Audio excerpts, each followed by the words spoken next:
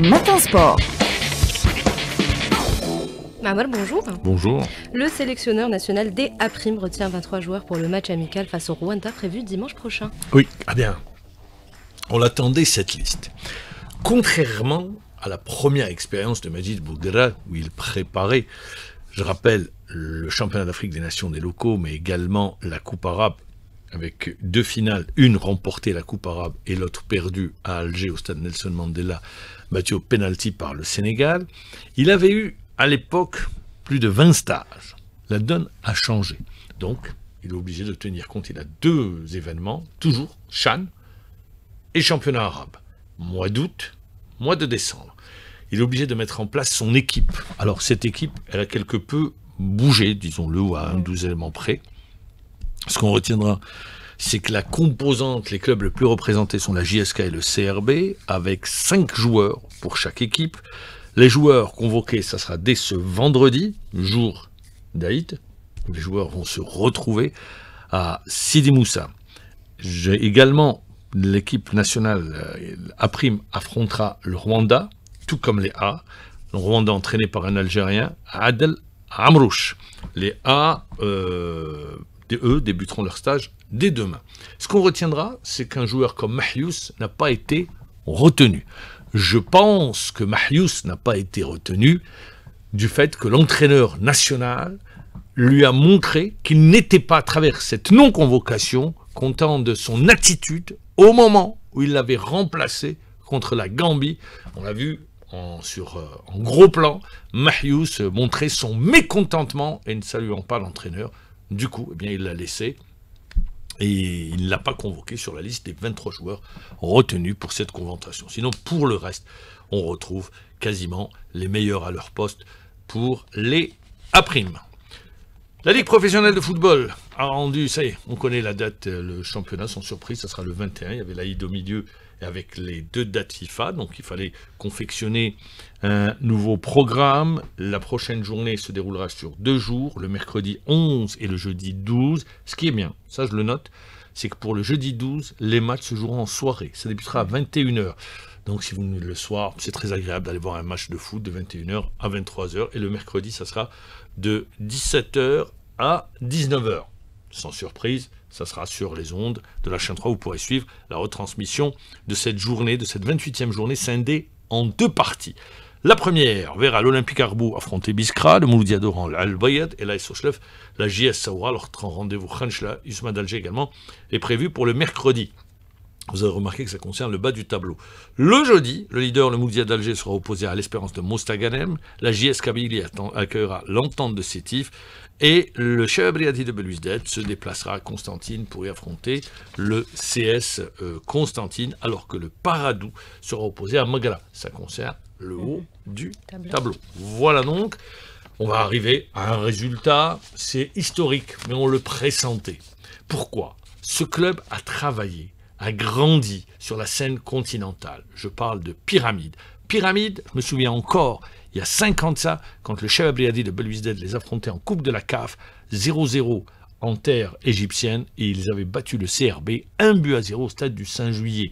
Pyramide était en train de se construire. L'objectif des dirigeants de Pyramide, c'était d'arriver au bout de 6-7 ans, eh bien, de s'installer sur le toit de l'Afrique. Ils ont réussi leur pari hier en battant Mamelodi Sundowns 2-1 lors du match retour à l'aller, 1 but partout.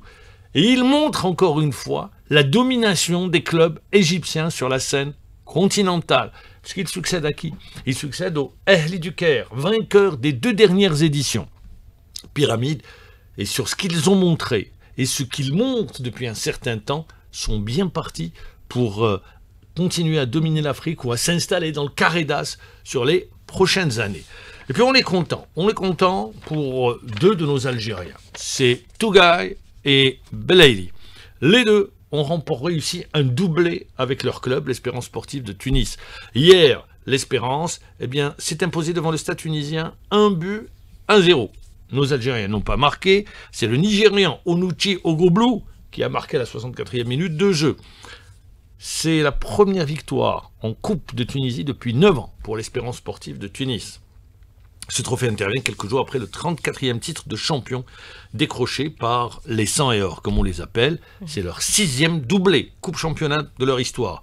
Premier en 89, deuxième 91, 99, 2006 et 2011. Belaïd et Touga, ils sont attendus aujourd'hui à Sidi Moussa. On va quitter le foot pour parler de volleyball. Coup d'envoi cet après-midi à la salle Arena de Dijel du Carré d'As. 4 équipes sont en course pour le titre de champion et cela va s'étaler sur 3 jours. Les détails, Nassima Djaoud.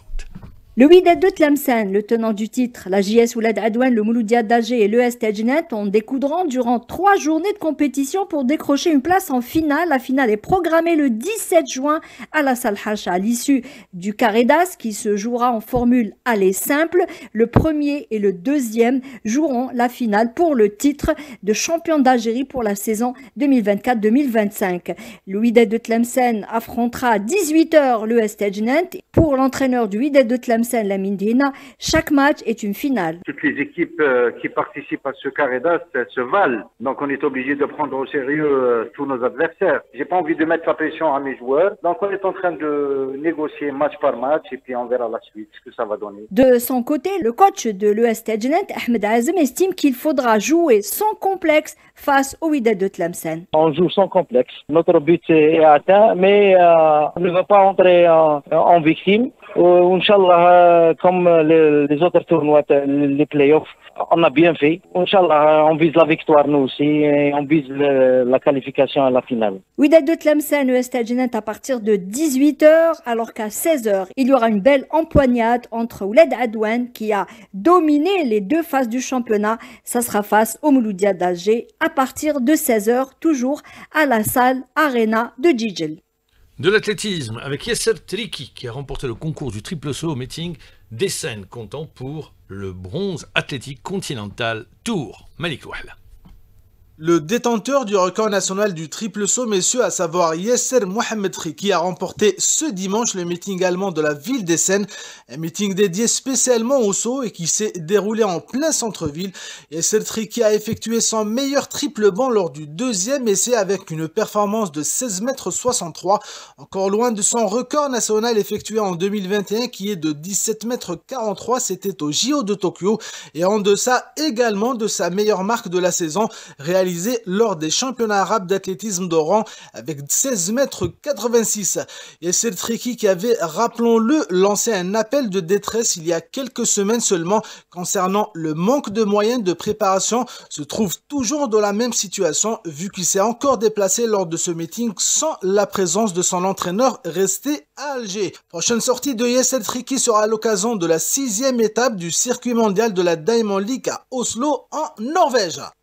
Alors, il y a Yasser Triki qui est en difficulté, il n'a pas encore reçu sa bourse alors qu'on est en pleine préparation. Gouaned le disait sur notre antenne. Hier, je parlais de l'haltérophilie pour reprendre des athlètes d'élite, des athlètes qui sont dans un championnat, qui sont, par exemple, je prends le club d'Alger Centre, dont le président de ce club est le président de la fédération, dont les athlètes, certains ont été blessés, mais aucune prise en charge sur le plan médical. C'est pour vous dire aujourd'hui, il faut regarder les disciplines dites mineures, mais elles sont majeures dans les Jeux Olympiques. Pourquoi? Parce que c'est des disciplines pourvoyeuses de médailles. C'est vrai qu'on ne les voit pas, on ne les entend pas, championnat d'Algérie, mais quand il y a un grand rassemblement, le plus grand rassemblement au niveau mondial, c'est les Jeux Olympiques, eh bien, on est susceptible sur ces disciplines d'avoir des médailles. La prise en charge des athlètes d'élite, ça avait été l'une des directives, des orientations données par le président de la République, et quand on voit aujourd'hui la situation d'athlètes dans les clubs, on a de quoi s'inquiéter, et ça touche les athlètes d'élite. Aucune réponse, ni de la part du comité olympique,